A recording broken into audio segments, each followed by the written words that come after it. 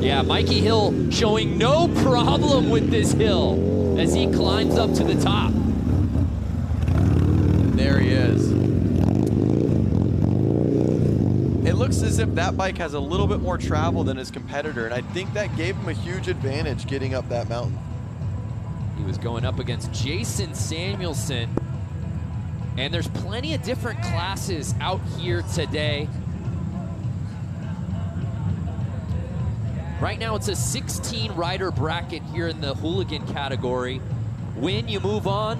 Lose, you go home. Pretty simple format, but we've also got 250s out here, 450s Pro Open, some vintage bikes, a lot of racing out here today. The thing is, I don't think they're actually going home. All of these hooligans are going to head over to the beach racing that's later on today. I go again. It was actually a figure of speech, Lance. I don't think that they're actually packing up their trucks and going to wherever they call their home. So that's what's exciting here. In this category, we're seeing them just take that first run up, but there is a second part to this course we'll be seeing a little later. Yep, there is a second part. It's a lot steeper, a lot shorter run up. What I've heard is that the stock swing arm bikes are struggling getting up. You kind of need that extended swing arm so that you can really be on the front of the bike and not loop out. And it's really neat too to see the variety of riders. So many of these guys we saw last night at Flat Out Friday. Totally. So these guys, they raced all the way till 10, 11 last night.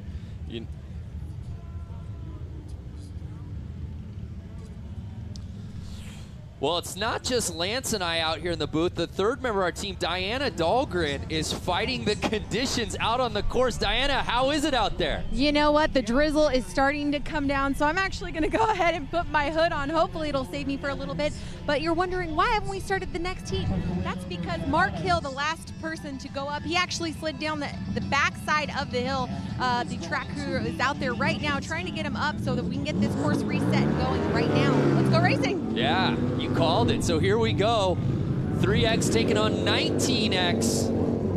Scotty 3X is actually an engineer for SpaceX when he's not out here racing. So these guys are truly hooligans, working the 9 to 5 and getting out and racing on the weekends. It was Scotty Jones that's pulling up the rear. And there you have it. 19X made it over the last jump, and he would be the winner of that heat. So he will be moving on here in our bracketed challenge. Oh, like old school hill climbing. He did not make it. It looks like he launched his bike, if you ask me. Yeah, and that's the thing with hill climb. It's all hands on deck when a bike goes down. Definitely. The track maintenance out there helping getting Scott's bike up. Those bikes are, you know, 500–600 pounds on that greasy hill. It's a struggle.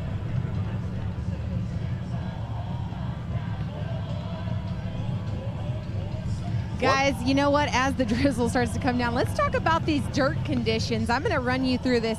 As you can see on the course, there's light.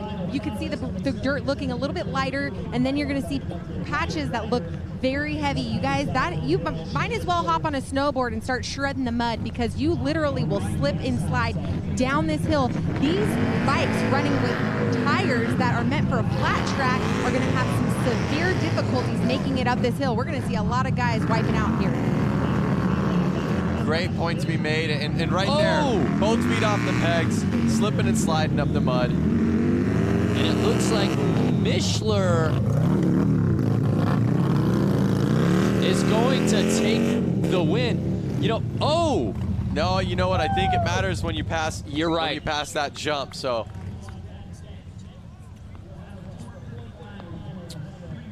So as Diana said, you'd probably have better luck with the snowboard. Let's not look forget at that rain. that this is a snowboard ski resort here in Little Switzerland. We're about 30 minutes away from downtown Milwaukee, or as Alice Cooper calls it, Milwaukee. And it's been a wonderful weekend here of the 115th anniversary celebration. But now that rain you can start to see is really coming down. Yeah, you can definitely see the rain, and look at these riders coming down the hill. Yeah, now it's chewing up terrain. Yep. We talked about it. Early on, we thought the riders would have an advantage here on this course because maybe it's going to get progressively muddier. But now I think the later we go on, you're going to see faster starts. You are going to see faster starts. You're noticing there's some good lines kind of getting built up at the starting line. That's going to keep them tracked in and going straight, which is going to help keep their momentum moving forward. But you see this rain coming down, so I don't know how much that's going to affect the mud out there. So it's 19X getting the hole shot early, but now 45 making the pass. Oh, he's just on the gas. He didn't slow down one bit. So they both split the moguls, but it was 45 that takes the win. And Flaherty will be moving on. He made the all-white kid on a muddy day. He made that look easy. A little too easy, if you ask me, Brando. Well, let's take another look. So early on, 19X had it, and then Flaherty starts to make his move.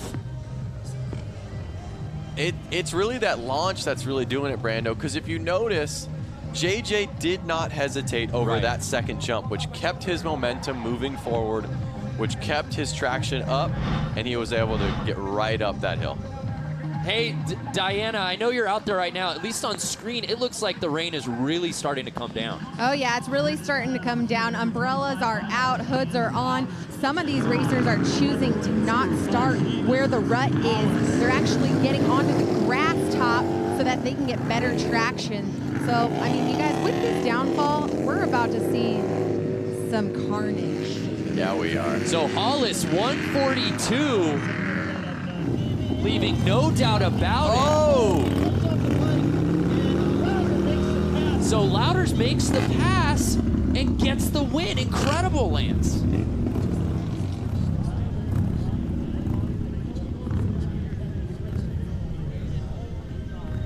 Oh, so I'm hearing in my ear right now that actually the 142 that did Hollis win. Yes, it is the jump that is the finish line. As soon as you clear that jump, which he did, and his feet came off the pegs, and it almost turned into a yard sale. Good, just getting a little housekeeping in order. Want to make sure we are relaying the format as correctly as possible. But you know, it's the lines are getting so blurred. You see the rain coming down. But talk about that. Now that these guys have some wheel traction from the start. Well, the thing is, the rain's coming down, and there are the ruts there, but like Diana said, they're actually kind of not using the ruts, because what I think's happening is the rain is actually puddling in there and actually turning into a mud. If it was dry, I think the rut would be the best decision. And look, these two guys are both going in the rut. They're backing into it. I'm not sure if there is a better choice right now with all this rain. I think they're just doing, you know, what they feel is the most comfortable. The one nice thing about a rut is it is going to kind of keep you in a straight line. Keeps your back tire going straight. So here's Schruffler versus Hill. And these guys are neck and neck going into the terrain. Both of them avoiding the moguls. And it looks like Schruffler has the lead. Will he hold on? And he's got it. He does. Oh, that's the biggest launch I've seen on a hooligan bike yet. So good. So the best head-to-head battle we've seen so far here today in the hooligan class, and it's Schruffler taking the W. He moves on. Here it is where he just took off on him. Look at this launch. Watch this launch. Woo! How's the air up there, Jason? Reminds me of some Evel Knievel stuff.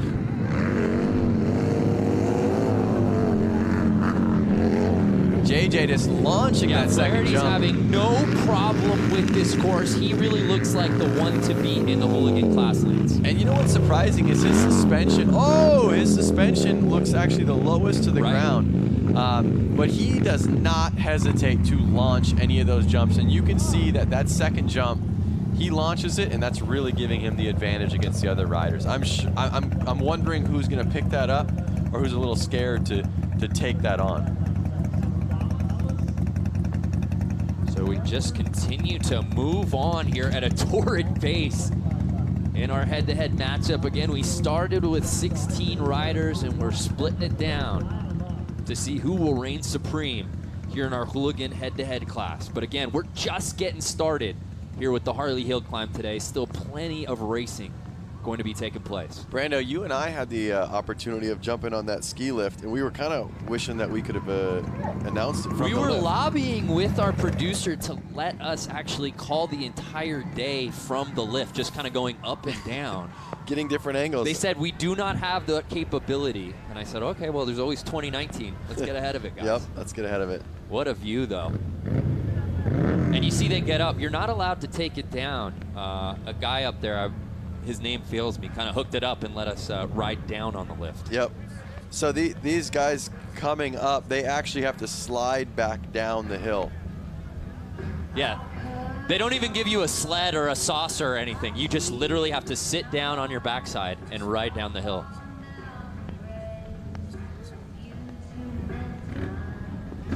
So now you see the fans really starting to storm here, little Switzerland. Yep.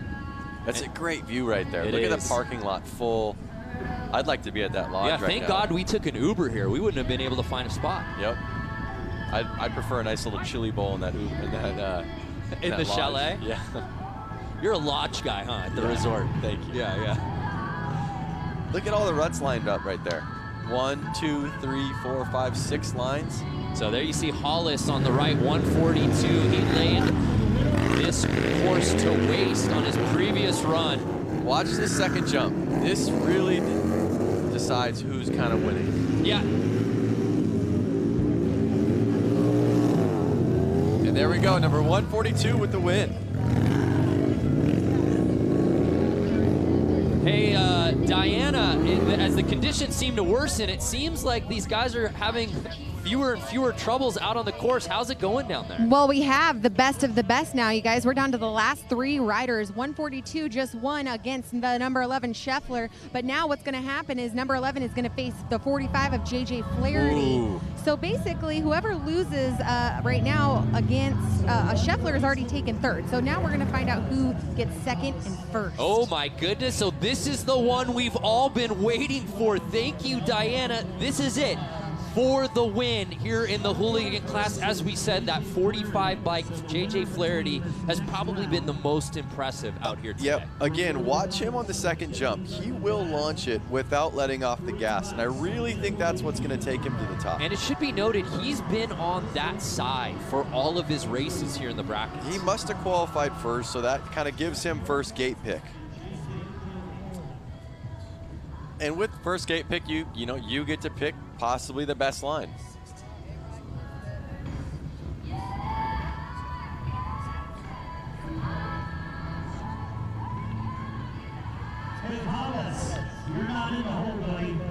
So with this, the winner will continue on. There you see 45 Flaherty and Hollis 142.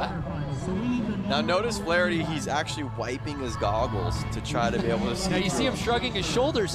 What's going on here, Lance? Hollis was setting things up. Now he walks off the course. You know, I don't know. I'm up in the booth right now. There could be some complications. Does Diana know what's going on down there? Yeah, hey, Diana, are you seeing what we're seeing? Hollis now just getting off the starting line. Stand by, because I am trying to find out the details. Maybe he's just trying to take a more creative start to this course. Start a little further back, get a little more momentum on him. He's like, come on, that's not fair. But again, Flaherty, and you see how muddy. I'm dirty just watching this. How Flaherty in the full white kit seems to be squeaky clean still. Well, he's won all of his bracket heats. Right. He has not fallen. True. So virtually his feet are never really touching the mud until from the start to the finish. And he's not getting roosted. So, you know, that's how he's staying clean. Well, if you're just joining us, we welcome you to the Harley-Davidson 115th anniversary celebration live from the Harley Hill Climb.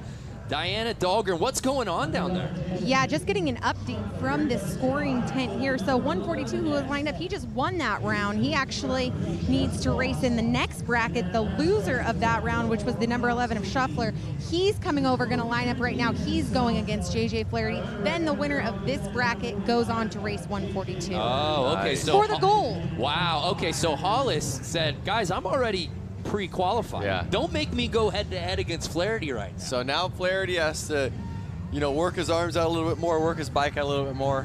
I'm not sure if that's going to hurt him or not. The waiting game. Here we go.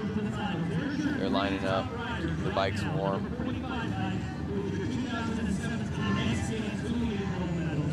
Like you guys were saying, JJ Flaherty might be the guy to beat here, you guys. He's a 2017 X Games gold medalist, hooligan winner. He competes in multiple classes last night, and one that we saw him take the win in. And they're off. Yeah, here we go. So Flaherty looks, Oh my goodness, they're neck and neck. It's all going to come down to this, Lance. What I tell you, Flaherty, not scared to hold on the gas over those jumps. I mean, you saw his feet flying off his back. He didn't have the start he was looking for, but he just sets himself so well on that line. There's no stopping him once they get to those moguls, and neither of them are taking that route, but that's really where he separates. His feet. Boom, off the pegs. He regroups and launches it twice as far, 3 times further than his opponent. Yeah, a really good point. And one of the things to think about is their feet are getting very muddy down there, and these bikes aren't necessarily meant to be ridden in this mud. So when they hit those jumps, their feet just fly off. It's like ice. Can I come back on? I don't know if the rider's left line is just running faster or if it's Flaherty that's running faster, but there you see 142 Hollis. So now, as you said, Diana, he's already qualified. So who's going to take on 142? So this is Flaherty. So now Flaherty will be moving on, correct, Diana, to take on Hollis? Exactly. And then another thing to keep in mind, guys, is Flaherty is lined up on the left side of every single bracket he's just raced. He is now, 142 has just chosen the left side, which is his preference. So now he's moving to the right. I was just going to say that. And another thing to look at while you're looking at the starting line, their tires are now 4 to 6 inches deeper into the ground. So this could hold Flaherty back on this start. We'll see. Will Riders Right be Flaherty's kryptonite? We're going to find out right now. This is the battle we've been waiting for. Hollis v. Flaherty. As Diana said, Flaherty so accomplished a gold medal at X Games just a month ago. Can he win it right here at the Harley Hill Climb? Now Flaherty, like I said, his feet fell off the pegs last time. We'll see if he's going to remember that and try to hold on a little bit tighter for this setup tabletop jump. And let's see how much 142 launches that second jump, because I know he's seen Flaherty. Hollis has been watching JJ. Guaranteed. So let's see. Uh-oh, bike problems. No, not the time. I mean, these bikes have been put through the ringers racing up that hill. This is not the time you want to see any sort of concerns over the bike. No. And of course, Flaherty literally just finished his previous run. You know he's coming off adrenaline right now. Hey, let's get this thing going. Yeah, let's go, let's go, let's go. I mean, the runs are so short. I mean, what is it, maybe 20 seconds to get to the top? Oh, I don't, and Diana, it looks like Hollis is switching out bikes. Yes, so there is a rule. They are actually allowed to borrow a bike, so he had technical difficulty, couldn't get his bike running properly. He is now going to take over bike number 34, and he is getting the crowd going, you guys. And I know you can't see it right now. There are thousands of bikes in the parking lot, and this entire hill is lined with a crowd, and they are so excited to see this guy switch out his bike and see if he can take the win right now. Yeah, there's no shortage of bikes. If 34 didn't come up, I'm sure he could grab one from the parking lot. What a win it would be on a borrowed bike if he can do it right here against Flaherty. Here we go. Watch this first jump. Oh, feet off the pegs again. Oh, Flaherty getting a little squirrely. Oh. Hollis has the lead. Can Flaherty catch up?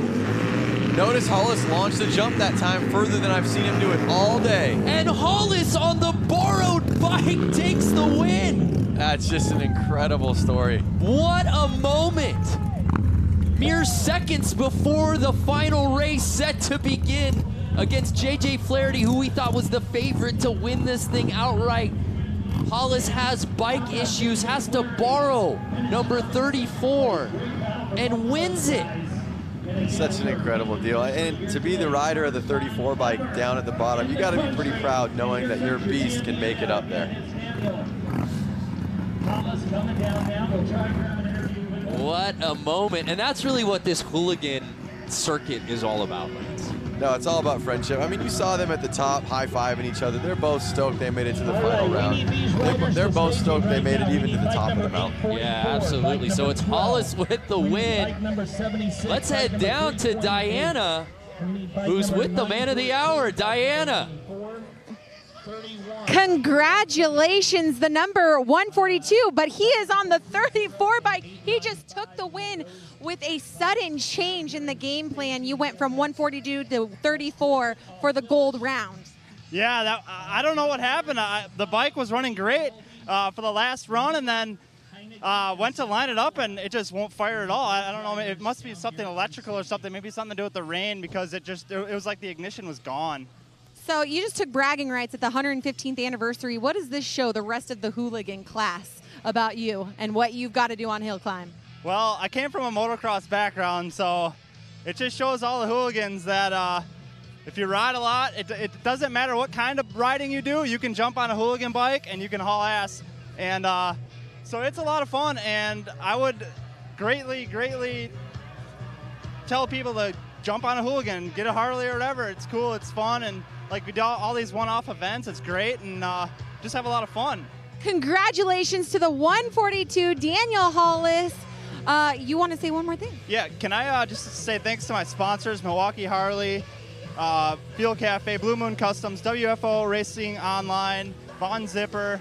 This was an awesome show. Thanks for everybody tuning in, and thanks to Jeremy also for letting me borrow his bike, because obviously mine didn't make it. So thanks again.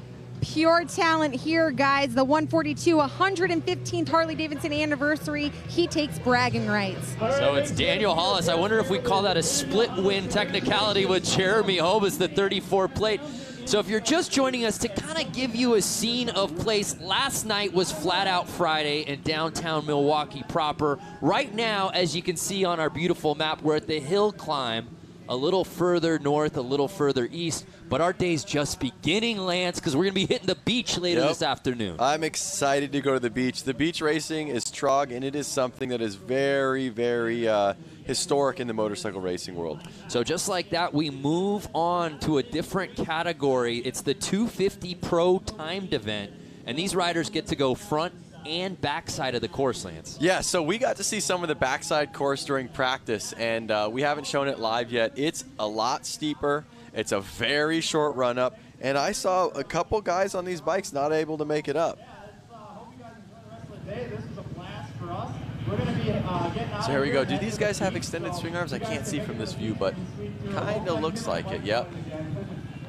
Diana, do you see extended swing arms down there? Oh yeah, guys. So these are 450s with extended swing arms. I talked to a couple of the riders. You will see some 450s without the extended swing arm. It's just a matter of preference, but they do say that on the backside of the course, they will need the extended swing arm. Yeah, so I ran into Jeff Wick when I was down there in the pits, and he's on a stock 450, and he makes it up the front just fine. But when he got to the back, he was unable to make it. He took a couple tries, and we'll see if he tries right now. So it's the 450 Pro. There you see Dricken versus Altafish, and Altafish having a little trouble early. These guys are going to have to go through the moguls, if I'm correct. Yes. So we'll see how it rides each line. And it looked like Dricken just jumped out there a little early, and Altafish. And there you have it, the number 12. Makes it on the 12 plate. There they go to the back. Moving now on they're to the next down round. to the backside of the mountain. They're taking the easy route there. So again, these motorcycles. And we take another look there. A little less power here. And they kept it close after the moguls, but you see the 12 plate just squeaking out the lead. I'm not sure what it was. I think the moguls, they went into the moguls kind of side by side, and I think the moguls are really gonna separate the men from the boys. Yeah, it'll be interesting to see. Looked like Dricken pulled out a little early. But again, that's only one part of it. Now we're getting this backside of the course. This is a little bit more of a truer sense of a hill climb. Not as traditionally steep as we see with most hill climb races. You get up really quick. Well, the thing that they're dealing with right now is the muddy dirt. And again, look at the run up. It's one bike length, so maybe another 8 to 10 feet in front of their bike. They get up to speed. And then they got to try to gain speed as they're going straight up. And here they are. And here we go. And Altafish leading, no doubt about it, easily crossing that line first. And on the backside of the hill, it's going to be the number 12 once again. So he will push to move on. So with that, the winning the backside is what wins you the head-to-head. He moves on. So this is racing for seating right now. Oh, so this is what's going to let them choose where they're going to start on the backside. So 328 easily winning on that front side. But again, it really comes down to that backside, as we said, for seating purposes. And again, Brando, look at how long those swing arms are on that bike. It's really helping them in conditions like this where they can stay on the gas and the front end does not lift up as easily. So you can see here they come into the moguls. Oh, did the 328 kind of, you know, take a little bit of a cheater line and exit out of the moguls a little earlier than he should have? That's the one thing you got to keep your eyes on. I mean, that's not really being judged. I guess we're on an honor system at this point. But we saw that with Dricken, too, on that first race. Seemed like he got out just a little early. So here we are. I'm curious what's going to be the line of choice throughout the day. Right. It was riders right, if you're watching the left side of the screen, that seemed to have success early. Yes, that is correct. And notice how long these bikes are. It's hard to even move them, and not to mention how wet it is out there. Could you imagine if they didn't have those wood planks behind it, and they were roosting the fans behind them? So this is what matters most when it comes to seating. This backside up the hill race. Oh, getting a little squirrely. Oh. And it's 328 taking it. But that thing was wide open. And it was David Bronnenberg. Old school hill taking the climb. win in that one. With the paramedics helping 76 get up the hill. Now notice 76 was on a two-stroke. I wonder if that didn't help him getting up that hill. And just like that, we come back down to the bottom for the front side. Absolutely. So here we go. And we're off. It's going to be Head to head. Let's watch him in these moguls right here. Ooh. Number 914, looking great. And it's Luke Sapala crossing the line first. He was going up against Nathan Preeb there on the 94 plate. Last year in Pro Hill Climb Racing, making Let's take another look. Devil's Staircase, Orgonia, Ohio, see Sapala with a podium finish. On that rider's left. Watch him in these moguls right here. Feet coming off the pegs. They're just holding on. That's what I love. I would say textbook, but I don't think there's anything textbook when it comes to this course in these races. You just hold on. You're right. Now let's see which gate the seating winner chooses. Yeah, this will be interesting to see if Sapala, we've seen it both ways. Now notice also, look at the ruts on the starts. The ruts are now, from the rider's view, going left, which is going to affect them. If they go in there, they're going to go in that rut. So is he going to drop into the rut, or is he going to stay out of it? Myself, I would stay out of it. I would stay to the right of that rut, to the rider's right. We'll see what he chooses, though. None of those bikes are going to be here today. It would just be too tough to start those nitro bikes on the backside. That's tough. I haven't been down to the bottom, but you see he just dropped into that rut, but now he's going to have to follow that rut. He's not going to get out until he's past it. And look at how deep it is. Look, his whole foot's dropping in it. Sapala on the right-hand side of your screen. He has lane choice. That makes Nathan Preeb on the left-hand side, your underdog. And we see now that most of the riders favoring that right-hand side. So see, he's getting out of the rut. Now he chose to be on the left side, which I wouldn't get on the left side because he's going to be able to fall back into that rut because the rut goes right in front of his direction. So I myself wouldn't have, but he has some reason. I'm not looking at the hill from his angle. Maybe there's a big rock on the hill. Maybe there's a big tree stump. I'm not sure. We're going to see what happens. And we didn't see the hooligans take this part of the course, so it just hasn't been ridden a ton for these guys to kind of get an eye on how it's riding. We've seen both sides have success early here in this class. And we're off. And again, Luke Sapala left no doubt on the front side and crushes that backside. He'll be moving on for seating purposes. You know, a lot that could be making these riders win or lose could be bike gearing. It could be, does he have maybe a big bore kit, a better exhaust system, something that's making his bike more powerful. So here's Mueller and Faldy. Notice the two-stroke taking the lead right there. That's an older Kawasaki, and you don't see those too often. But he made it happen right there. We'll see if that power band that he has to deal with will help him on the backside of the mountain. So Josh Mueller, that 128 bike, as you see early, stepped off for just a second, but that's where he really pulled the throttle and pulled away. Did you see the second place rider getting roosted the whole way after that? That does not feel good.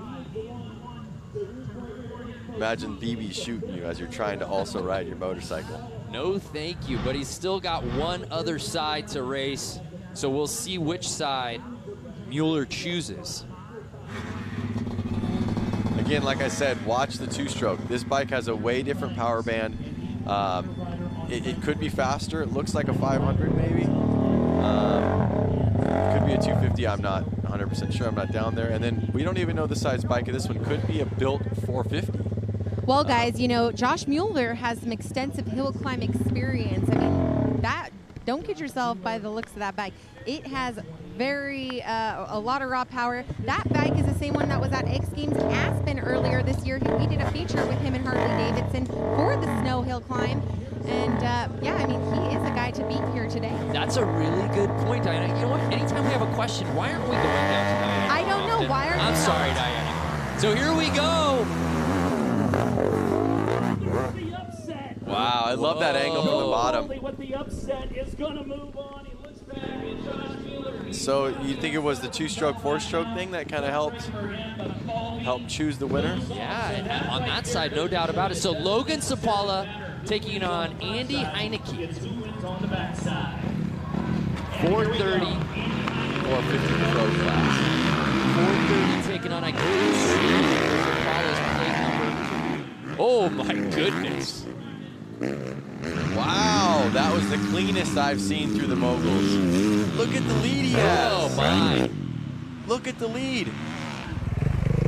Wow. And he's gone. He's not even looking back. No way. He's like, I'm going to win and keep winning, and then I'm going to keep winning, and I'm going to take home the gold. Look at this again, Lance. As you said, Logan Sapala, maybe the best we've seen throughout that part of the course. Moguls, no problem for the 895. He wheel tapped one of those moguls. By the time he set his front end back down, he was literally already out of the moguls. Only rider I've seen do that.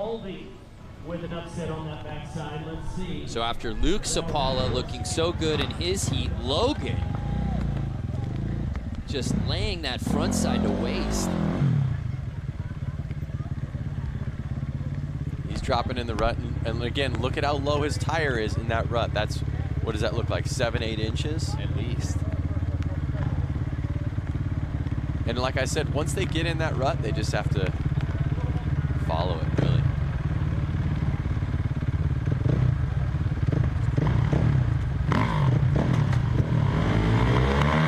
Guys, you know, we're celebrating 115 years of Harley-Davidson, and of course, with that comes the hill climb. You know, this has been being done for over 100 years. You guys got to check out the Harley-Davidson Facebook page after you're done watching us live here today. Check out some archives of the hill climb. It's pretty spectacular to see what these guys did years and years ago.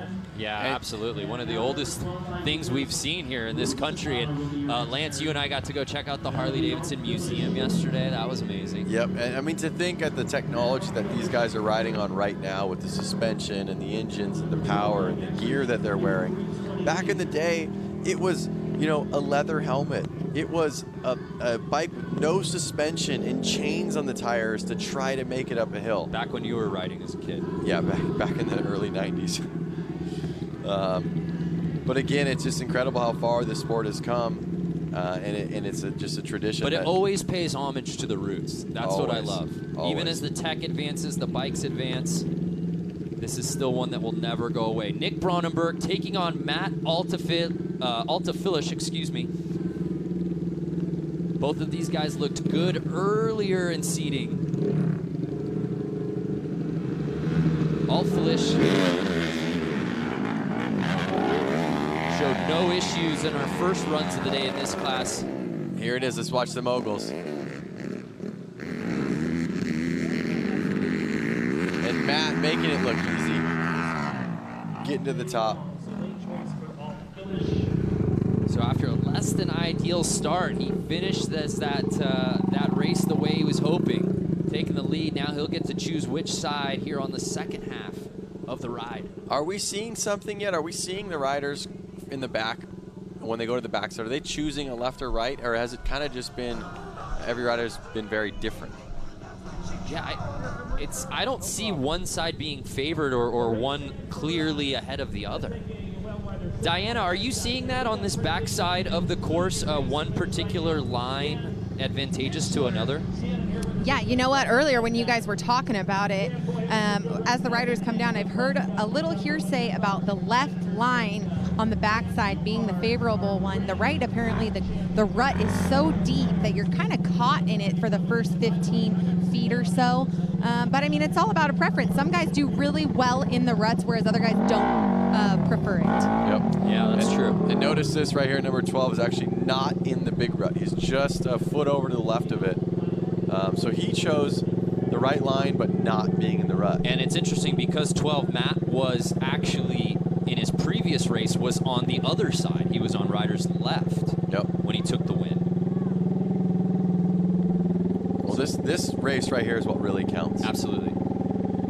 It was for seeding. Now this is what we're looking for to move on. Notice number 328, I believe that's Nick. He doesn't even have goggles on. Imagine getting roosted without goggles. Yeah, I don't know in the muddy conditions like that would be my choice. And they're off. And the 12 prevails. It doesn't matter what side you put Matt on. He's going to come out with the win either way. That's the way his day is going. Yep. The 914 of Luke. Looking great his last race. Another rider to keep your eyes on. Watch him in the moguls this time. Yeah, Luke Sapala looked so good in his previous race. Can he hold on? Oh, Faldi taking the lead early. Watch the moguls. Let's see if he can pull it again. Look at how fast he gets through. No problem, Lance. That is his section. And Logan did the exact same thing. Yep, but he goes, it doesn't even bother him if you're ahead of him. He goes, wait till we get to the moguls. Number 31 bike. That's been the great separator for the Sapalas out here today. And I love it, man. He's so quick to get to the backside. Yep. Let's go! My heart rate is up. Again, that's Luke Sapala. So it's good. The rain has seemed to subside, but we take another look. This is what we're talking about, Lance. 31 takes the lead early, but Sapala cool as the other side of the pillow because he knows once he hits the moguls, there's no stopping him. Just right through it. I mean, it didn't even slow him down. I'm wondering if the left side's a little bit easier. Running a little quicker. Could be. Now he is choosing the left side, it looks like. So we are not seeing that there is a left or right side that's better. Not at all, yeah. Last winner took the right side. This winner's taking the left side. He's deep in the rut. Notice his tires 6 to 8 inches down.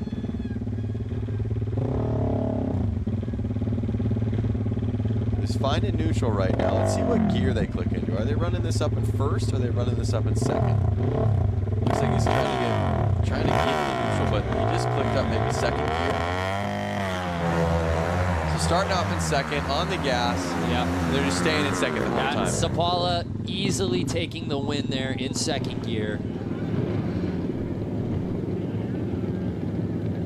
And he moves on.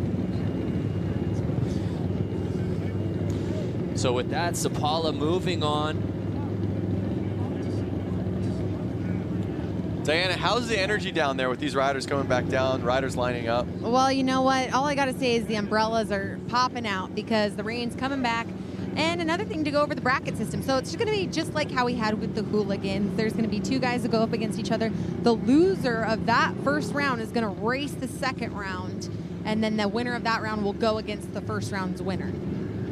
So a little trifecta. 3-2-1 round. It's tourney time out here.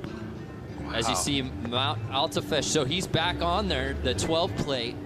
And just as I said, I must have said it, what, 2 minutes ago that I thought the rain had subsided?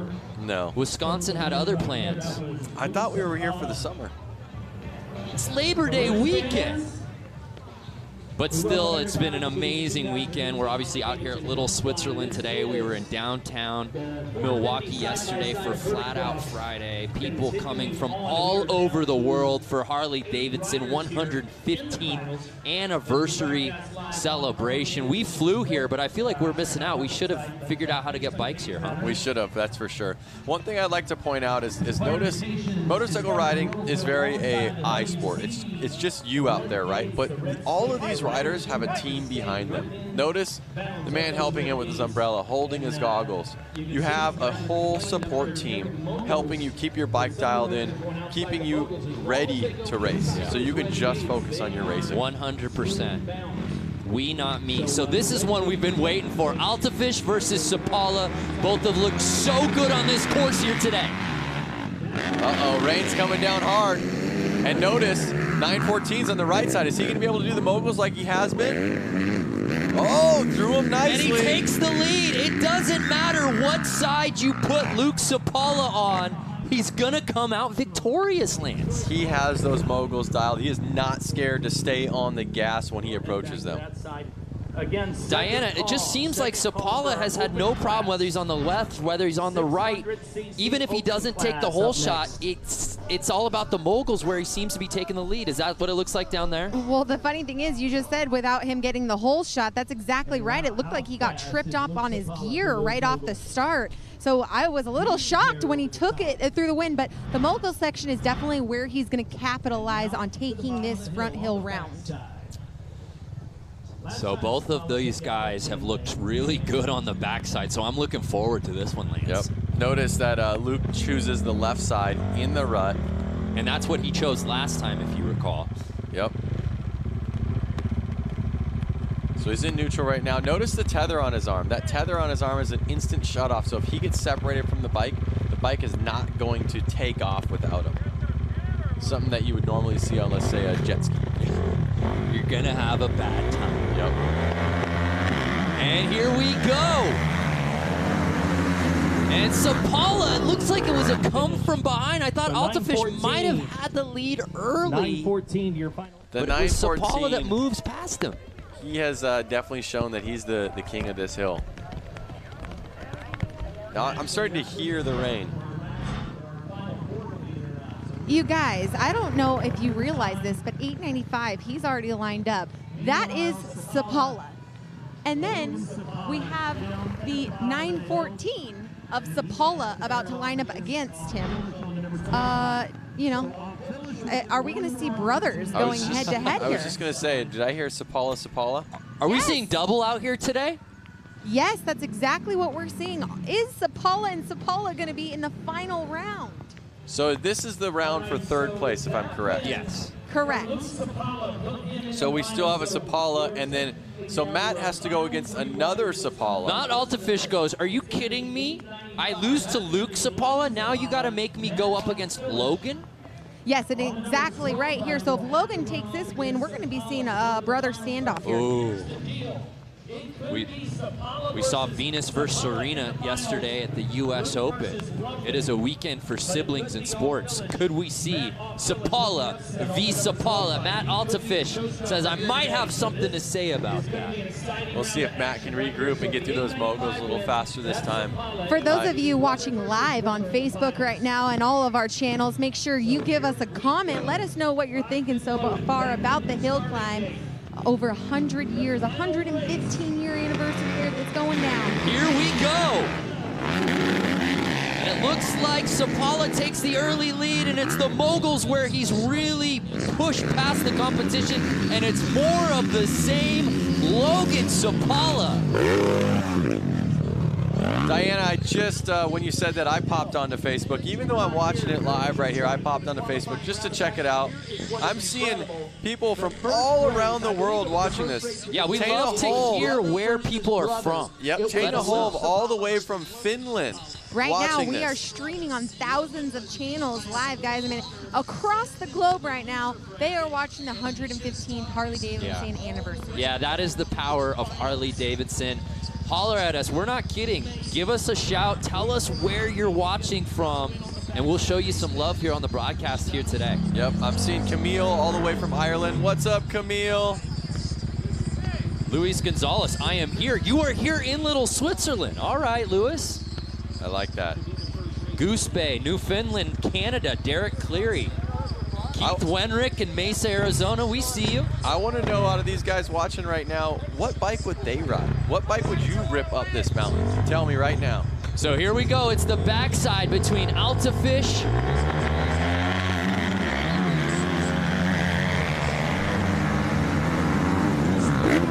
Sapala will pair up against his and brother. Logan So Sapala. down there in the Harley shirt has to be extremely It is the Sapala day. If your name is Sapala and you have a bike here today, you're probably in the finals. I would say the Sapalas have been riding with each other their whole lives. They've been competitive, brotherly competitive against each other. I think that they're going to be smiling that they're lining up with each other right now. So we'll see how it goes. More fans watching. Kearney, Nebraska, Kelly Dahl, what's good? South Padre Island, Texas, stand up. We see you, Karen. Arwo Grunveld, all the way from the Netherlands. Toms River, New Jersey, Doug Staples. Great to see such a global crowd watching here.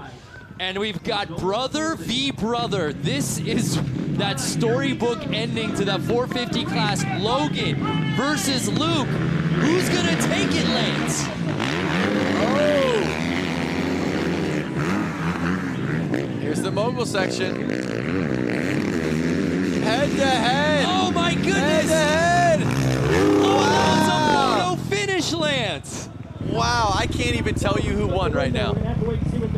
Logan Sapala just took that front round. Wow. So it was Logan, Diana, that took it. I mean, they were neck and neck there. That's Logan. Luke's little Wow, brother that was in a the light photo blue. finish. Even watching it live again, And man, that's the finish need about to see a right there. photo. So I think One it's thing gonna we do know is their dad definitely taught him how to do the whoop section. Got you. So they have been trained in the whoops, which is really helping them in the moguls right now, and it's shown from the morning they started. Again, 895 plate is Logan. Luke Sapala in the 914, correct? Yes, that is correct. Logan on the 895 and Luke on the 914. I mean, I wonder who's older here. Or are they twins? I mean, we're going to find out here shortly. I'm going to try to get some information on these guys. Get both of them if you can. It'd be cool to see their reaction at the end of the race. Oh, I'm sorry. You both are confused. They're actually not brothers. It's a pure coincidence that they're both Sapalas with the same graphics and the same bikes. Logan versus Luke on the backside. Who will reign supreme? And it's the 895. Logan with the lead. Yeah. Oh! Luke Sapala goes down. Luke sending it just past the finish line with the lawn dart there at the end. How about a race, fans? And Logan is just like, yeah, I won. I'm going back down. I'm going to do my interview. I want to meet Diana. Man. I want to meet Miss Supercross. Yeah, that's She's down incentive there. enough. So it's Logan Sapala, but Luke made it interesting earlier. As you saw, Logan really had to round out that line, Luke. Let's go live coverage first. We'll try and get their audience. And of course, Luke had to go for style points there at the end. Well, let's head down to Diana, who's with our winner. Logan Sapala, the number 895. Wow, capitalizing off the mogul section. I keep calling it the whoop section. Amazing battle against your brother. Was a Sapala show off. Yeah. Wonderful. Well, I think we're getting a little bit of static feedback here in town. He's saying that it's going great for all you guys out here watching. For those of you watching live on Facebook, is there any last words you want to say to your brother?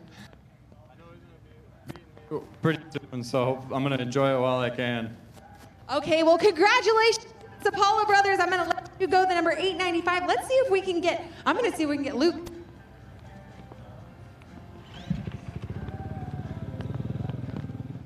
So Diana's hustling to get brother Luke.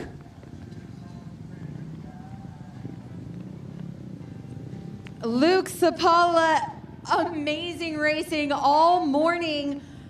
I've been saying that your dad must have taught you guys how to handle the whoop section, right? So how was it up there? And then also that last round, you just took a fall at the very end. Yeah, the hill is super fun, and that whoop is like, that's the most important part of the hill. If you get through there good, then you at least get lane choice. But yeah, on that top part, I don't know, I just think I hit a rock or something on the top and my back tire just kicked out and I just went right over. Are you the younger or the older brother? Younger. Okay, so the older brother took the victory here today. When's the next matchup between Sapalas? Probably next weekend, hopefully. All right, well, big round of applause here from Little Switzerland for the Sapala brothers. Guys, we're going to take it back up to you. Yeah, thank you, Diane. Just a super neat story to see both those guys. And we were seeing all throughout their heats and the brackets that they were probably the most impressive all day. It was fitting that they would end up going head-to-head there in the final. No, it was great. I'm sure their dad was stoked. I'm sure the family was stoked. Everybody that's watching it from their hometown is going, wow, they both made it. Wow, they're head-to-head. Yeah, and they made it so close, especially on the front side. That was a photo finish. I could watch that replay a few times and probably change my mind on who won that front side. Totally. But, I mean, you saw him in the backside, and it was pretty, you know, that you could tell who won that one. Yeah. Well, we're just getting started out here today at the Harley-Davidson Hill Climb. The Open Pro is the next ones. They'll also be hitting front and back here on the course. As you see the rains coming down here at Little Switzerland Ski Resort in Slinger, Wisconsin. It's so funny how you look around and you see some of the fans out there. Some are in T-shirts, cut-off shirts, just a baseball cap. And then you see some in full, you know, snowboard jackets, umbrella. So it's pretty incredible.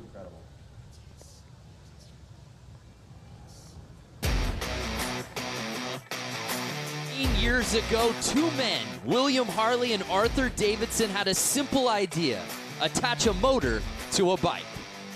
Little did they know that concept would give birth to a culture all its own. In celebration of an American icon, bikers have gathered from near and far to test themselves and the clock. Last night, spills and thrills ruled the oval during Flat Out Friday to begin this weekend's festivities on the shores of Lake Michigan. This morning, expect more as we go vertical. It's hill climb.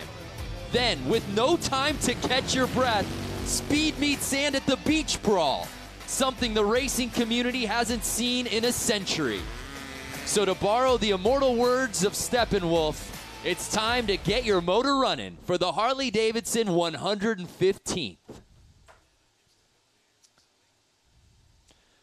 What a day out here. Brandon Graham alongside X Games gold medalist Lance Corey, Diana Dahlgren out on the course. The Open Pro up next here at the Little Switzerland Ski Resort. We're just about 30 minutes away from downtown Milwaukee. Unlike the previous races where we're seeing head-to-head, this now our first category where we're seeing timed races.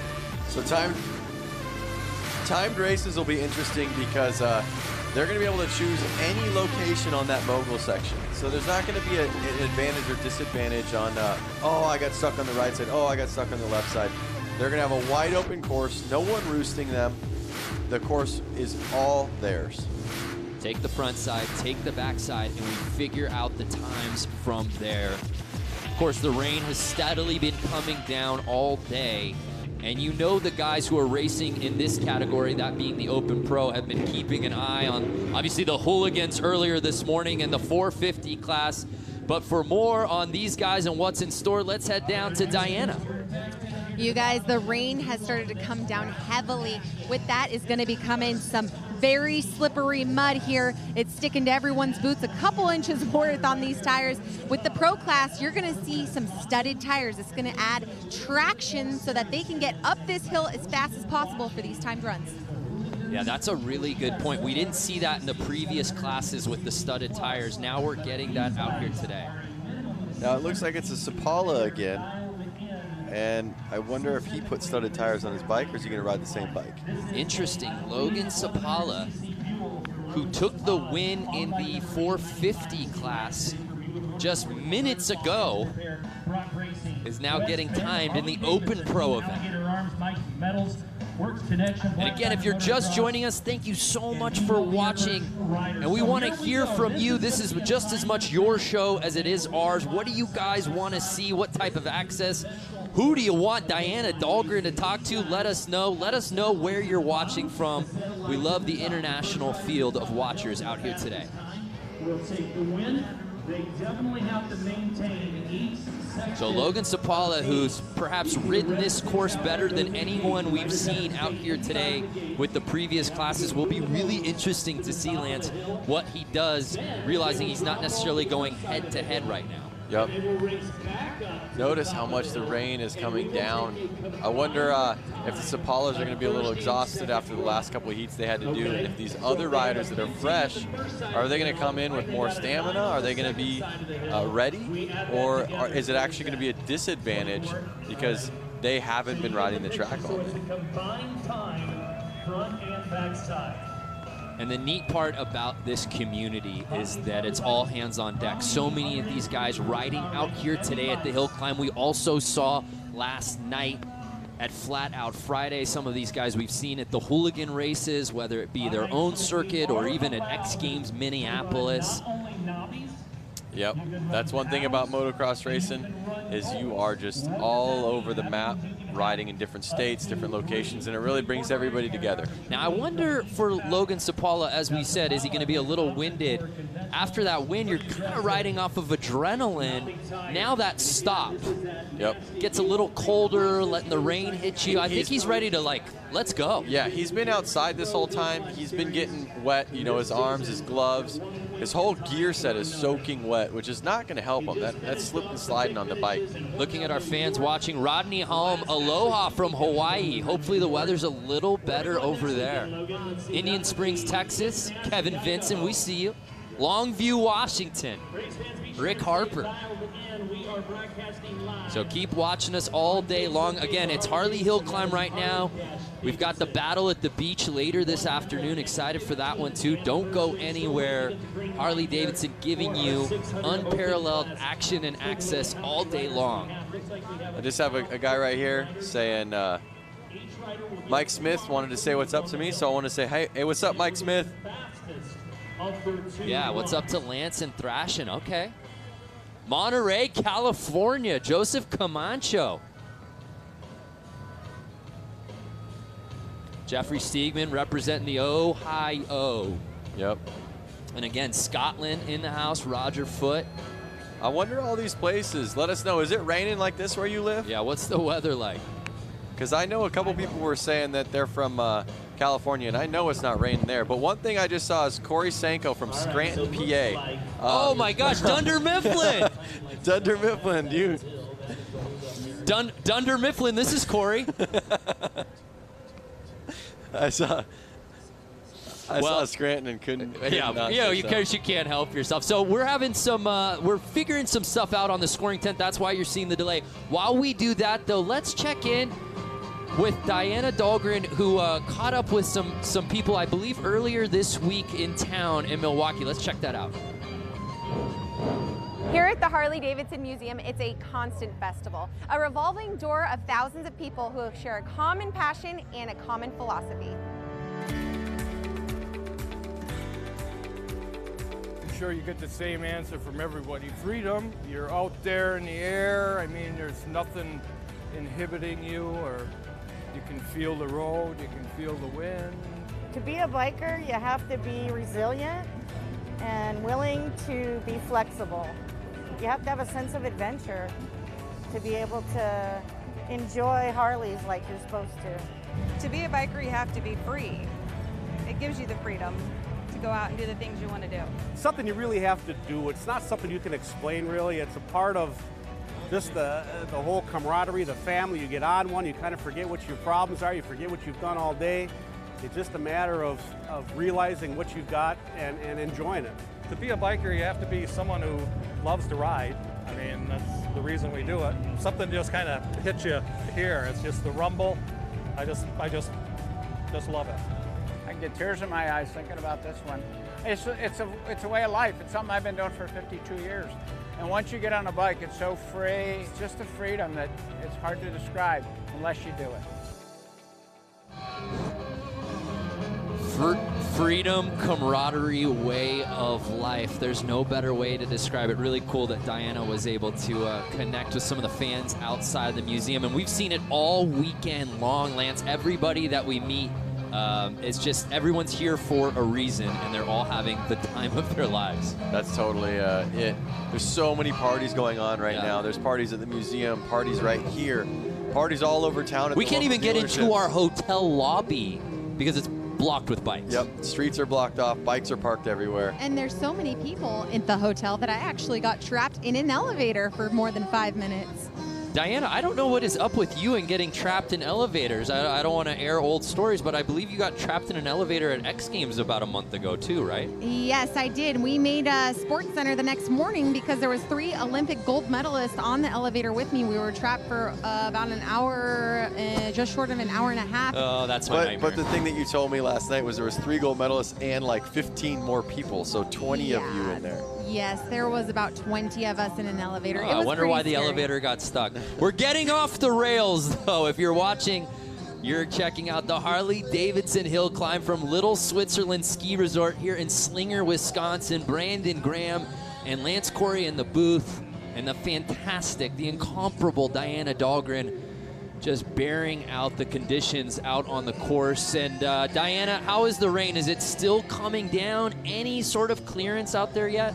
No, guys, not yet, unfortunately. It's not pouring like it was, but there's a light drizzle coming down. It's going to make for some great racing out here. Like you guys said earlier, the 895 is currently lined up, ready to go for his timed run, but they are working on some technical issues we're having on the backside right now.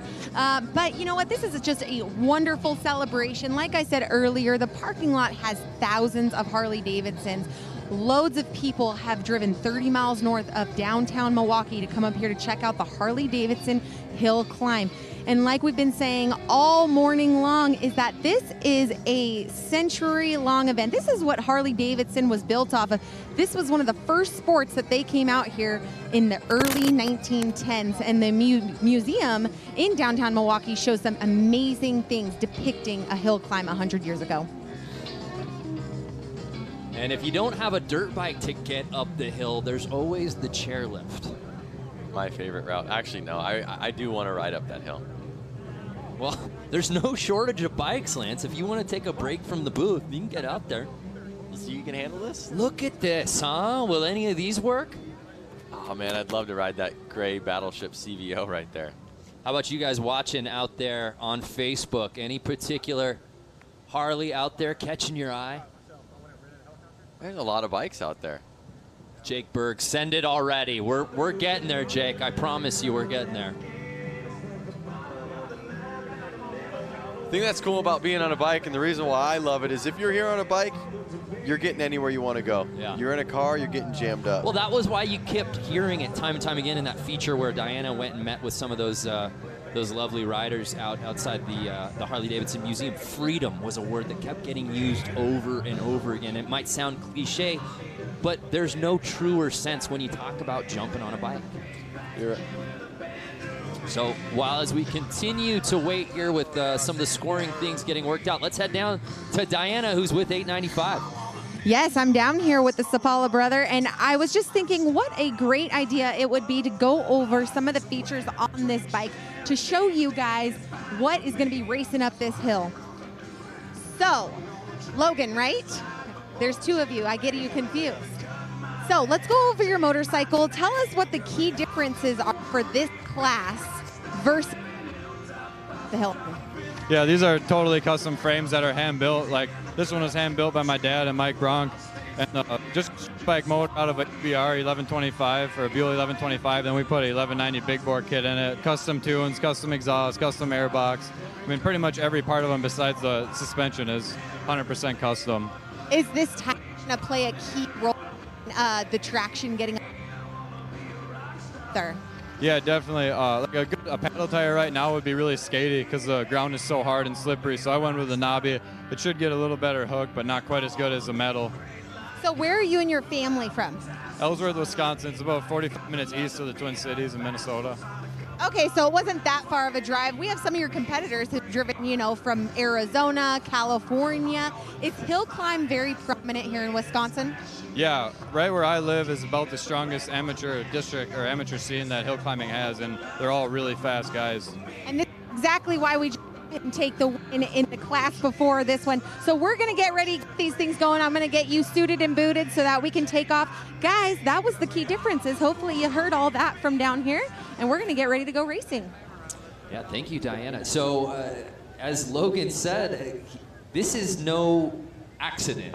The reason he's having success and also his brother is having success out on this course. This is what these guys do. Yeah, and that's what I was saying earlier on in the race, is that you got a lot of guys out there with more stock-ish bikes, and then you got a lot of guys out there with pretty rad custom-built bikes like his. And I think that's going to help a lot. It's going to help quite a bit, to be honest with you, because it virtually is a drag race. So after seeing Logan take the win going head-to-head against his brother Luke, we now enter the category where it's strictly timed races. Each of the riders getting to go front side and back side here today at Little Switzerland Ski Resort. Barbecue's flamed up, burgers going. You could just see it getting muddier and muddier.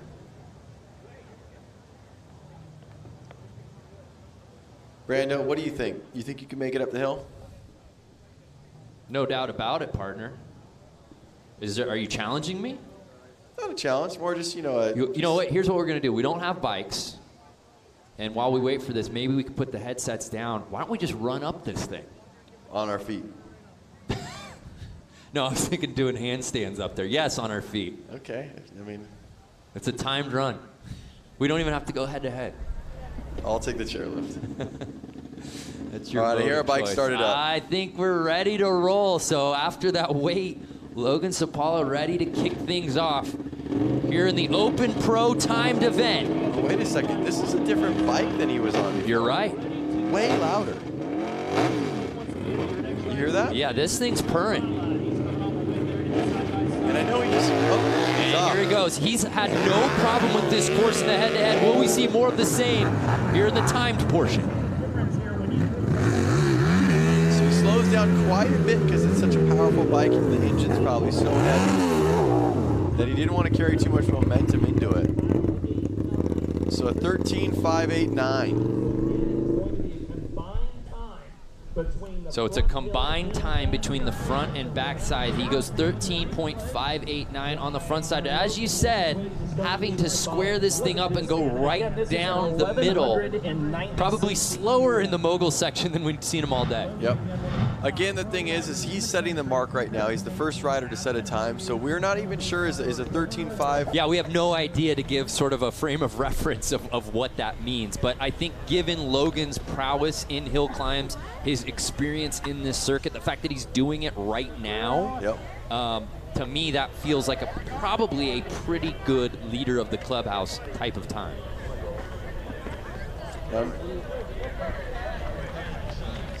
So Diana, we saw him there finally on the time portion. We got ready to roll.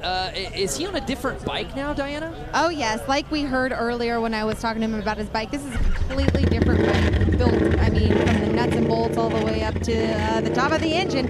But this is our silver medalist from X-Games Aspen in the hill climb. Oh, that's right. For those who didn't watch, as we await his time on the backside, we did the Harley-Davidson snow hill climb that Lance, myself, and Diana were all a part of. As many of these guys we're seeing out here today actually took their bikes and rode up the super pipe. So there you see 2.619. So I heard something about a 16 second. Yeah, so the combined run one score coming in time, a 16.208 for Logan Sapala. The bar officially set. So it's 127. Here's the mogul slowing down a little bit. Getting through him. Oh! And Lloyd Mueller getting hung up in the moguls, and the bike goes down. Like traditional hill climb, they don't always make it to the top. You will get another crack at this. This is round 1, but not the way you want to kick off your first attempt, especially in the timed portion. No, it's not. Your confidence goes a little bit further down, a little bit more nervous next round. So let's see where it goes wrong, Lance. He goes in, and you notice his frame. He stalled. Yep, he stalled. He stalled, and then his frame hit it. It just wasn't going to help. So he slowed down a little too much. Maybe he wasn't in a low enough gear. So the question I have is, this is obviously a throwaway, on the front side.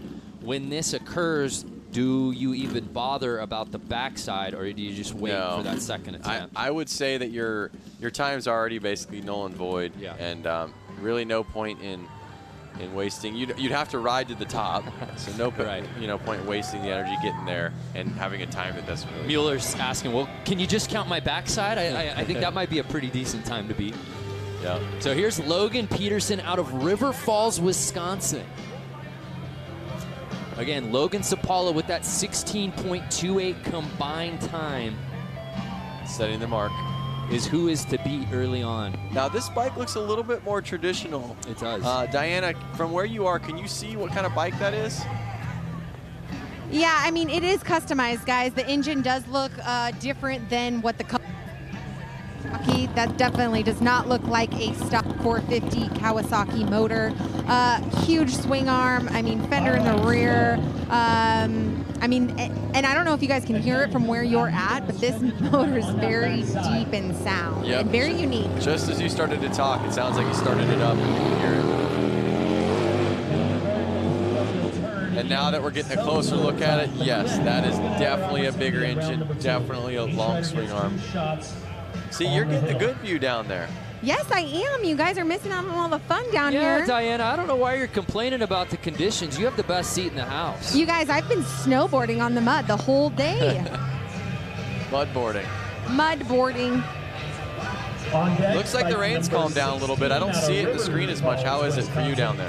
Yeah, there is still a light drizzle coming down, but you know what? You guys are in a nice, comfy area watching the races here, and then so is everyone else that's watching us right now. They're on Facebook Live watching the hundreds and hundreds of channels we're streaming live on right now through Harley-Davidson. It's the 115th anniversary. It's a very special weekend. This weekend only happens once every 5 years, where we celebrate the birthday of Harley-Davidson. So a huge shout out for HD for having us out here and all these people here to watch. It's just an amazing weekend so far. 100%. Again, if you're just joining us, we want to hear from you.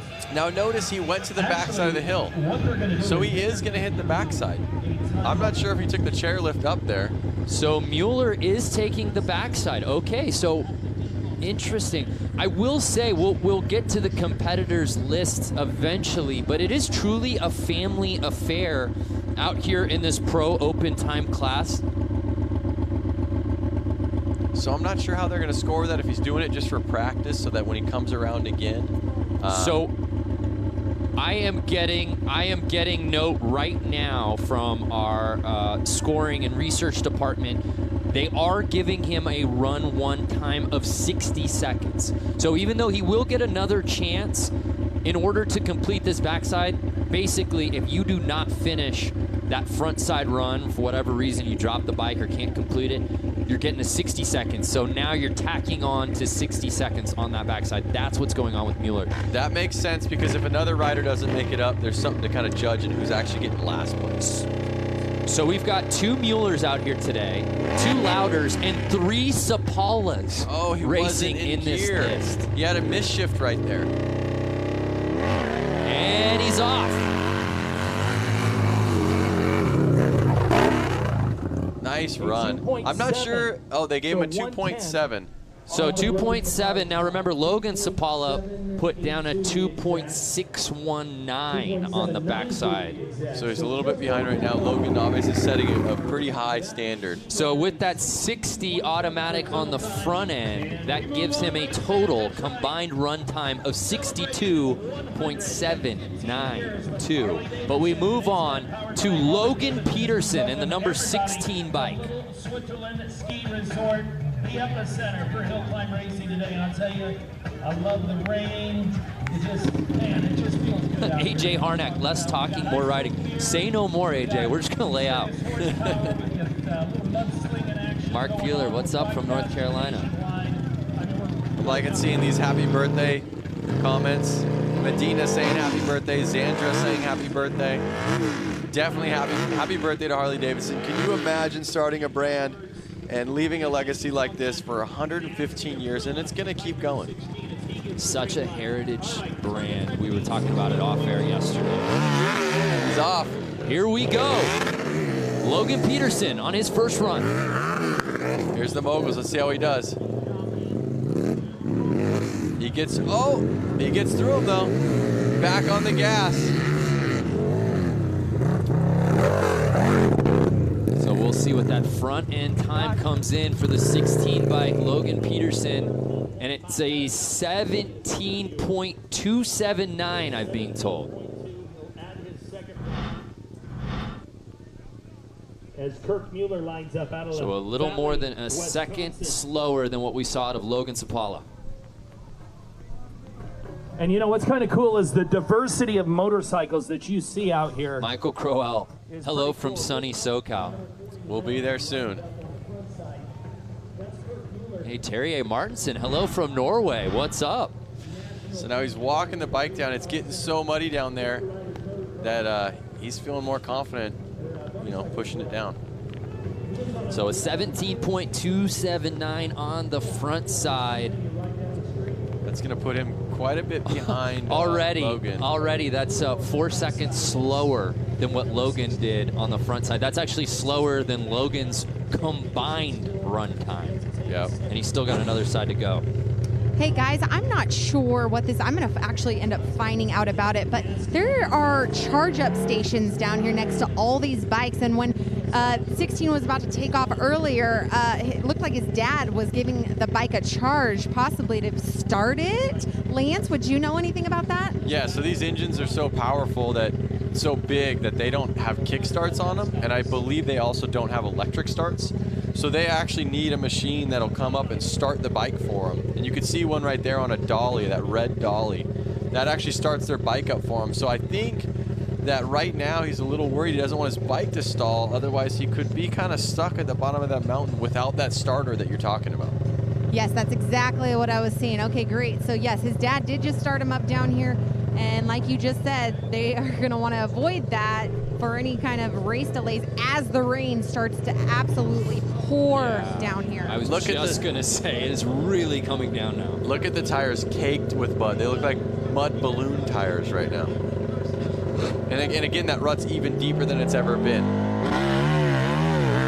And the 16 bike, Logan Peterson on the backside. Yeah, I guess making it to the top. 3.454. Add that up, we'll get I should just pull my calculator. Yeah, I was told there would be no math.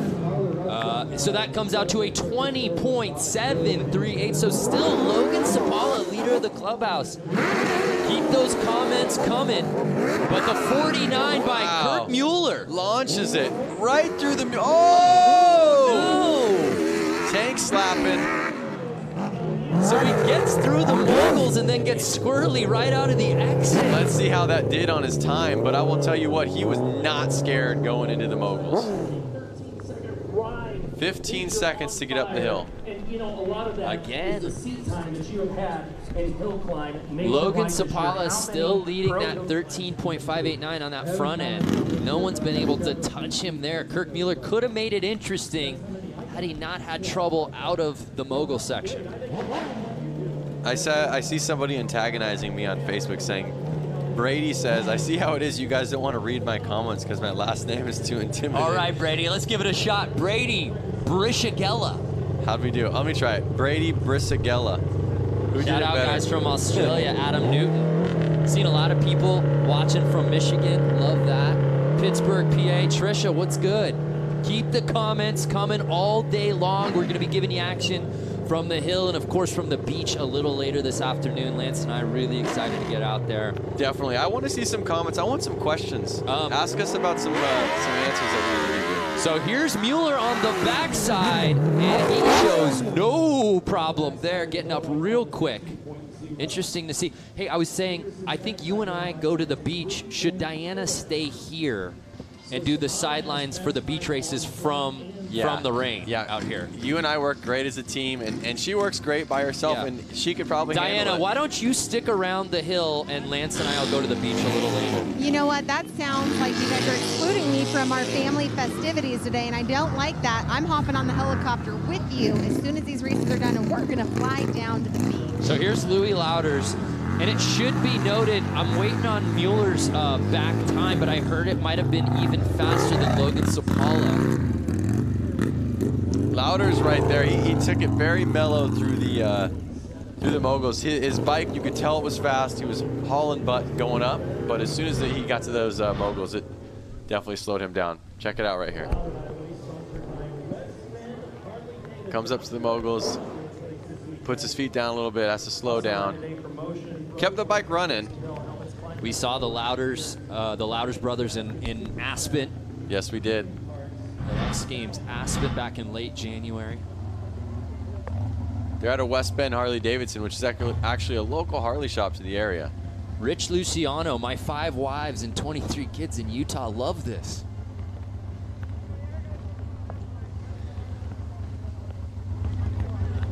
Bob Snotherly, we want to see Diana at the beach. All right, Bob, we'll bring Diana to the beach. Diana, you can come. You know what? That's because give the people what they want. Give the people what they want. I think they want less Lance and I, more Diana Dahlgren. I don't know why beach. you guys are still talking at this point. So we're still waiting on some of these backside times. Hey, look at that. Brady says, whoever tried my name last got it right. Oh, your boy. That was Lance Corey, X Games gold medalist. And a spelling linguist specialist as well. Robbie asks, so it's a dirt bike with a Harley motor. Yes, a lot of these bikes are custom made, and they're having street engines in them. Diana, what do we have going on down there? You know what? There's a lot of things happening down here. What I will tell you is happening right now is that people are running into the chalet to get out of the rain, and then if they don't have, most people though are throwing on ponchos, and actually guys, that's what I'm getting on. Next time you're gonna see me, I'm gonna have a Harley-Davidson poncho on because it's just pouring down here. Charles Anderson, first time watcher, long time Harley rider. Love to hear that. Welcome, Charles. And Latowers makes it up there without a huckabuck, making it look easy. Let's see what his time is. 3.62 on the back end. So again, Logan Sapala is still leading with the combined run times, and that's what matters most, that 16.206. Kirk Mueller right behind him with that 17.372. It should be noted as we move on in this contest, Kirk Mueller has the fastest backside time with 2.3 on the dot. I'm reading one right here. Scott Bowling, he's saying, remember doing this stuff as a kid, I wish I still was. We had a rider last night, 78 years old, win his class in the flat track races. Yeah, I saw that guy. That was amazing. He looked just like Regis Philbin. It's never too late, people. It's never too late. So here's Luke Sapala, much like brother Logan, having no issue with the front side. His time coming in 15.085. Watch this again. Watch him through the moguls. Yeah. He was crushing the moguls on his 450. So the younger of the Sapala brothers, who lost to his brother in the previous class final. Luke on a Harley-Davidson some ground. On 914. So 15.0. Brady's local. Brady's saying he might have to stop by and say what's up. Brady, come on through. I see some people asking what size Harley-Davidson engine is it. There's a variety out there. I have seen some 80-inch Evos. I've seen this is a Sportster engine right here, 1200 cc's, but these bikes are built. You can hear them. They are definitely fast. I'm not sure what they have them, built up to, but 1200 plus cc's, that is for sure. And you can imagine they were just on 450 cc's, so over double the power. Dylan McClellan. Hey guys, it's a nice 90 degrees here in Florida. All right. Dylan, you don't have to rub it in. On that Harley, a time of So Luke Sapala really picking up where he left off in the previous class.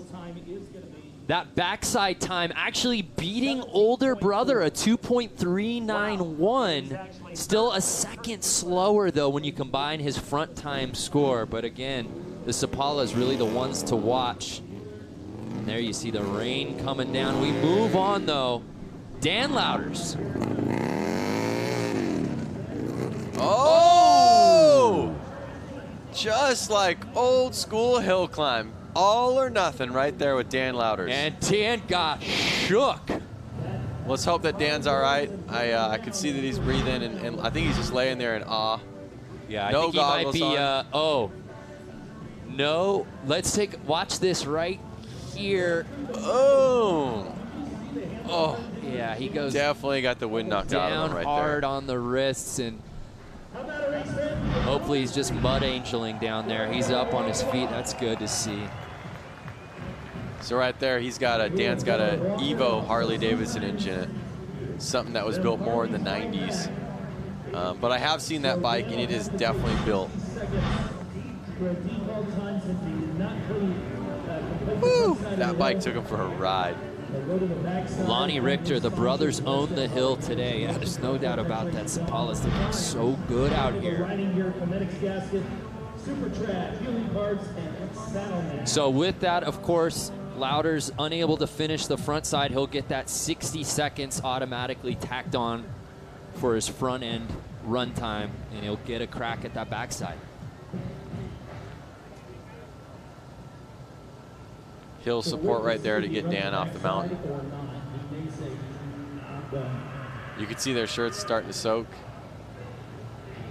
Look at the tire covered in that mud. Just caked that back tire, my goodness. So he's riding, it looks like he's riding down, Lance. Yeah, I wonder if he's not going to make it to the top this time. He got the wind knocked out of him. He hit the ground pretty hard. Love from Italy, ciao. What's up, Fabrizio? Come on.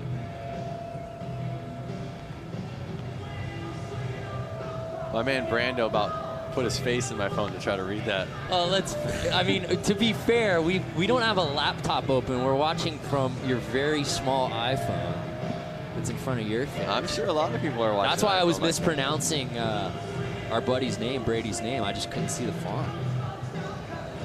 We move on to bike 128, Josh Mueller, not to be confused with Kirk Mueller, who currently has the second fastest time of the day, behind Logan Sapala. Is anyone going to be able to beat Logan? Yeah, could Logan go 2 for 2 out here today after taking the 450 class?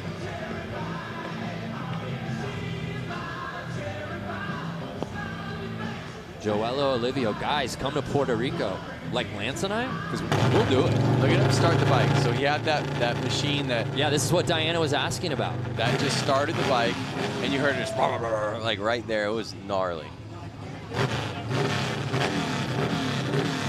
Another Mueller is about to head the hill.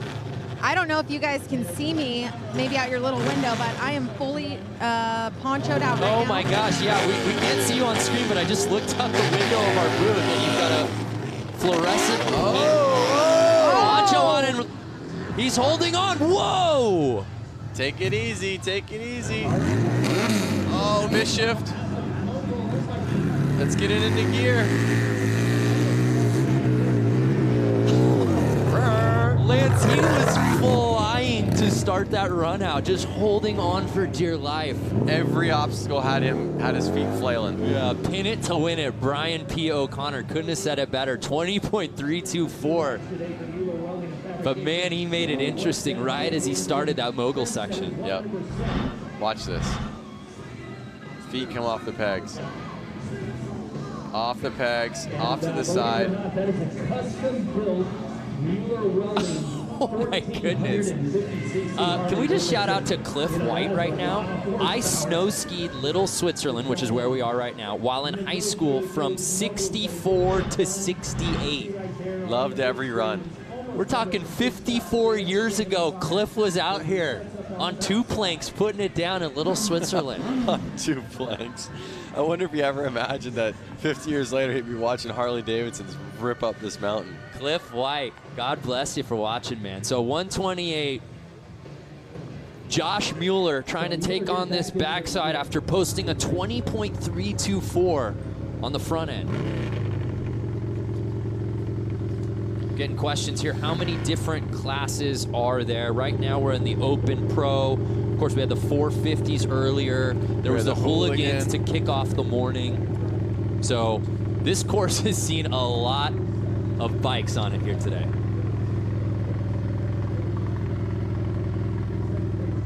And now we're seeing with every bike on this backside is going to need a little assistance getting into place. There he goes. Notice the shifter's kind of sticking straight up.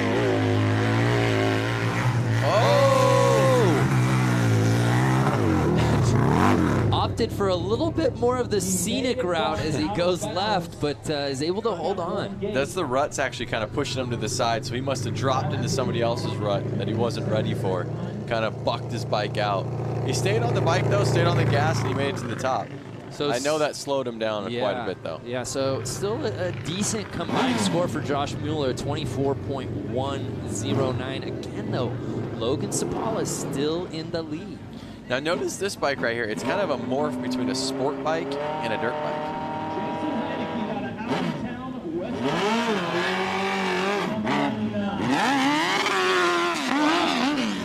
I think he's going to struggle with that big engine through the moguls. So this is the 99 bike, Jason Heineke. Looks like he kind of went around it, but he might have still been in the cones. Oh, he's just letting it slide. Yeah, he's having his struggles on the front side. Just lays it down past the finish line. That's going to be a heavy bike to lift up with that grease. Cody. So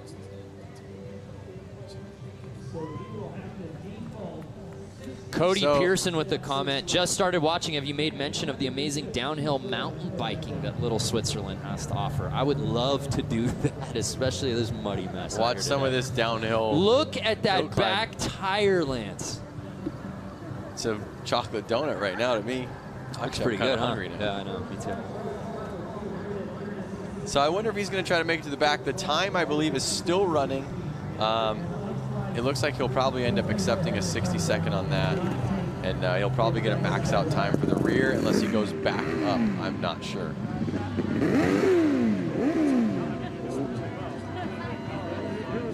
Yeah. So Heineke will hold on to the 60, and he's actually getting it on, I'm being told now, the backside as well. So by electing not to go backside, it's similar to front. Oh, it now is. I'm being told that he is.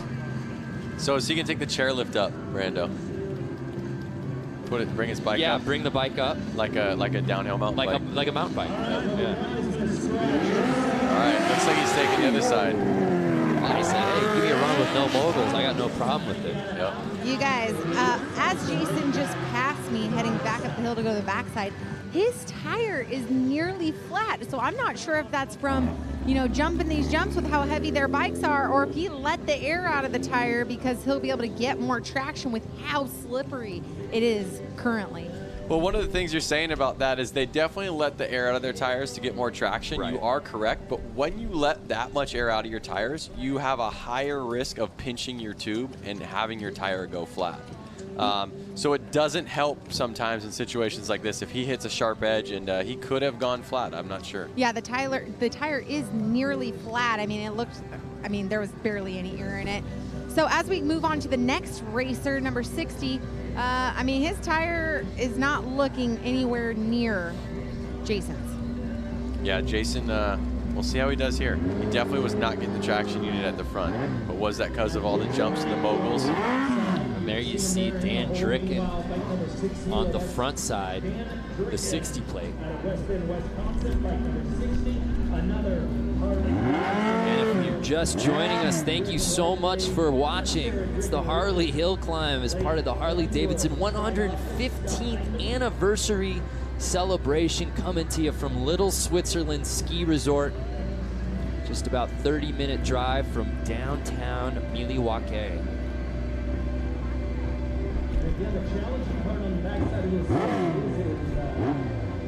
So Lonnie wants to know a little bit more about what the riders are riding. These hill climb bikes right here are definitely a custom-built, garage-built bike. You're seeing a lot of sport bike, a lot of hard. Oh! Out over the top. Look at Super that! fans through the timing lights. So he just launched it.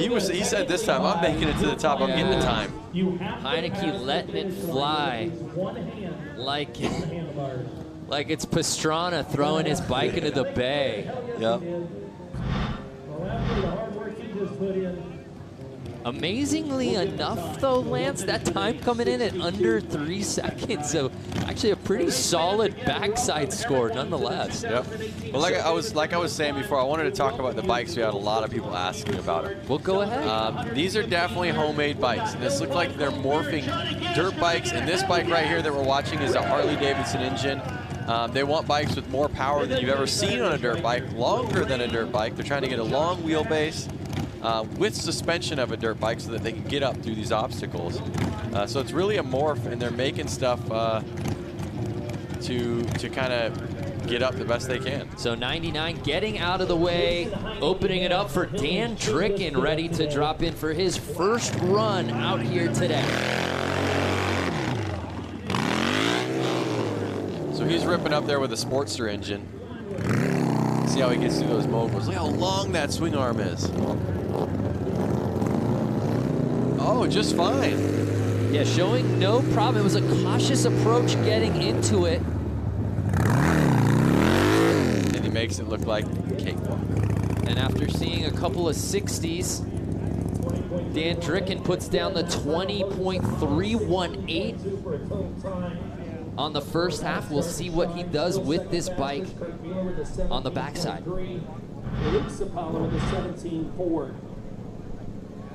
Watch him through the moguls. He's very cautious. It's getting slippery out there. But at the end of the day, this time is going to be a lot better than some of the riders that don't make it. But Lance, let me ask you this, and also Diana, please feel free to chime in. Now I feel like some of these guys are really, who are going in later at the back end of this field, are at a disadvantage versus, say, Logan Sapala, who got in, especially before the heavy rain started coming down. Correct. That is definitely right. I mean, just me standing out here, as I take a few steps before, I had plenty of traction with the grass. Now everything is just sliding. And the course is going to be the same exact way, especially with all the lines running through it. Really, Logan has a complete advantage here, as well as Luke, because they ran in the class before. They already have a complete feel of what it's like. And, I mean, I don't really see anyone else here on the course having as much of an advantage as them. Yeah, no coincidence that Logan Sapala was the first guy to ride in this class and still has the fastest time. I don't want to take anything away from Logan. He obviously won the 450 class and has looked so good all day long here in Little Switzerland. Well, but these he obviously had an advantage. These guys were having qualifiers earlier on in the day, and I'm sure he seeded himself to have the first lineup. Being in hill climbing, you'd probably want the first lineup so you get the smoothest track, basically. Well, another thing to think about too is, guys, he's a silver medalist from the hill climb. Absolutely. Again, just like the front hill, he's smooth, he's calculated, and he gets up. Well, that's the thing. I think the long wheelbase is certainly helping him, but it also feels like we're seeing a little bit more of a cautious approach. Yep. Hey, slow and steady wins the race. So Dan Tricken, after posting that 20.318 on the front side, puts down a 3.175. And here's Joel Faldy. Here come the moguls. Hesitant, but gets through them. Back on the gas.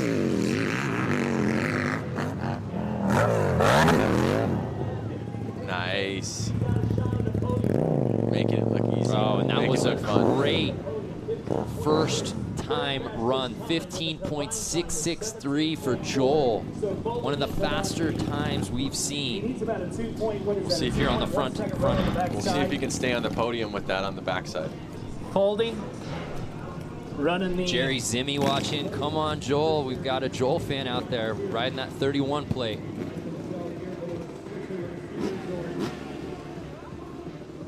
You saw that bike often just inching that front wheel off the ground with how much power it had.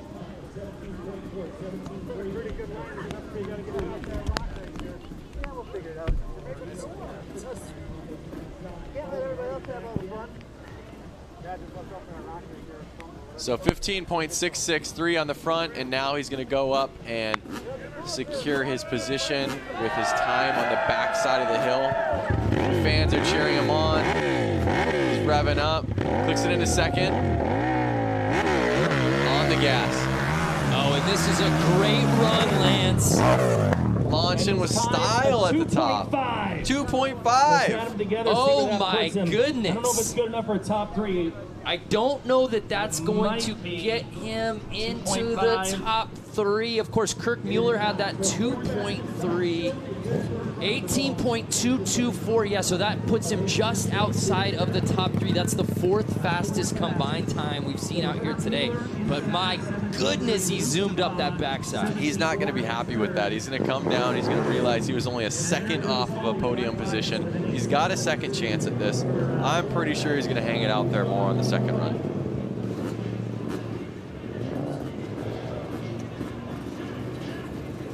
So we switched over to the 250 Pro class. As you can see, that's a 250 dirt bike right there. And this is Logan Peterson going in for the first run.